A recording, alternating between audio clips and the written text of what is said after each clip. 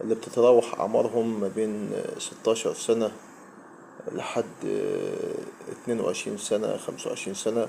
وشباب كتير يعني بالمناسبة بيتابعوا الحاجات دي، لأن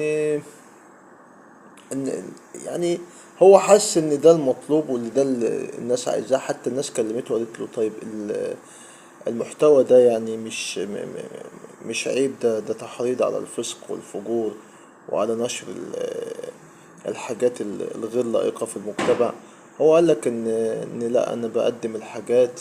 انا مشيت الاول في الحاجات اللي هي كويسة او اللقاءات العادية يعني، ما حدش تابعني ولا حدش بص عليا. فانا قررت ان انا اقدم المحتوى الغير لائق دوت. فالناس عجبها، قال انا بقدم اللي بيعجب الناس. سيد غنيم دوت يعني انا مش عارف اهل بلد